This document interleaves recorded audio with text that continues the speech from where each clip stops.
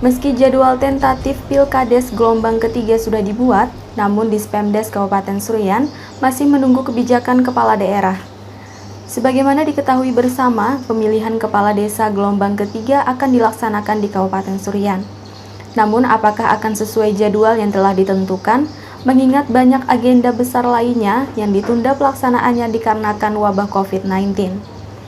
Untuk mengetahui informasi seputar pemilihan kepala desa, reporter SMTV mengkonfirmasi ke pihak Dinas Pemberdayaan Masyarakat dan Desa. Untuk mengetahui informasi seputar pemilihan kepala desa di Kabupaten Seruyan, reporter SMTV mengkonfirmasi ke pihak Dinas Pemberdayaan Masyarakat dan Desa Kabupaten Seruyan. Mewakili PLT Kepala Dispemdes, Kepala Bidang Pemberdayaan Desa Prenggo Kusumo mengungkapkan bahwa untuk pemilihan kepala desa pihaknya sudah sampai persiapan. Diungkapkannya berdasarkan jadwal tentatif atau sementara, tahapan pemilihan kepala desa adalah 6 bulan.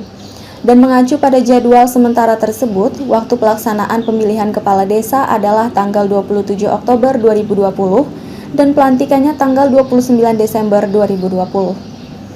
Adapun terkait situasi wabah COVID-19 saat ini, pihaknya sudah menerima surat dari Kemendagri yang menyarankan untuk melakukan penundaan pemilihan kepala desa.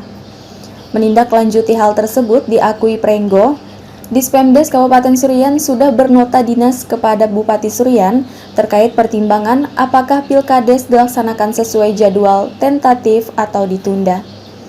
Selain itu dikatakannya, pihaknya juga telah meminta pertimbangan situasi dan kondisi kepada Kapolres dan Kajari melalui bidang Intel yang diakuinya akan diinformasikan pihaknya setelah mendapat persetujuan atau jawaban atas surat yang telah mereka sampaikan tersebut. Adapun seandainya pemilihan kepala desa tetap dilaksanakan sesuai jadwal yang sudah disusun, maka dengan mengacu pada Perbub nomor 16 tahun 2016, yaitu tentang masa bakti kepala desa, maka ada 23 desa dari 8 kecamatan yang akan melaksanakan pemilihan kepala desa gelombang ketiga, kecuali Kecamatan Seruyan Hilir Timur dan Batu Ampar. Sementara tentang syarat bagi calon kepala desa yang mendaftar, disampaikan Prenggo, pihaknya mengacu pada Perbub 16 dan Perda nomor 01. Namun disampaikannya, kemungkinan ada persyaratan tambahan terkait dengan psikotes.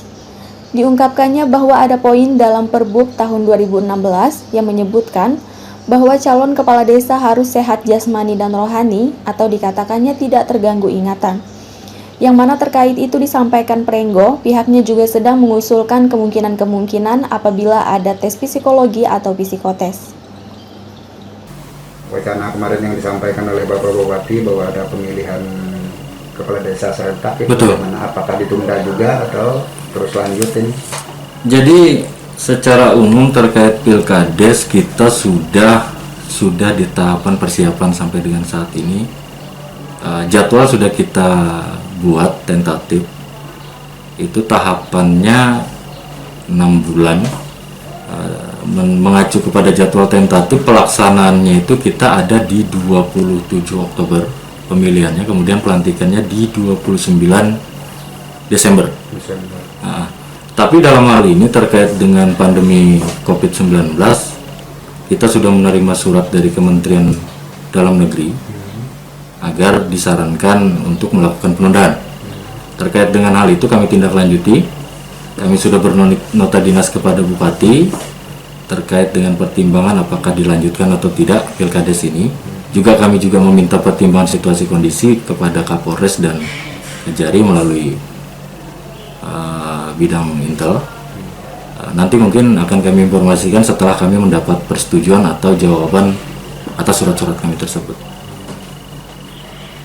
Itu Kabupaten Seruyan kan ada 100 desa ya? 97 desa. 97 desa. Jadi yang ikut pemilihan serentak itu ada berapa? Kita yang kalau memang jadi lah, betul, yang dilanjutkan. Kita mengacu kepada masa bakti berakhirnya masa bakti kepala desa untuk tahun 2019 dan tahun 2020 sesuai dengan Perbub 16 tahun 2016. Jadi yang masuk gelombang 3, artinya yang masa baktinya berakhir di 2019 dan 2020 itu masuk gelombang 3 Pilkada serentak. Itu ada 23 desa dari 8 kecamatan. Kecuali Seruyan Hilir Timur dan Batu Ampar. 23 desa. Jadi 23 desa itulah yang melakukan pemilihan serentak. Betul. Iya. Selebihnya kan tidak ikut karena masih panjang masa jabatannya. Iya.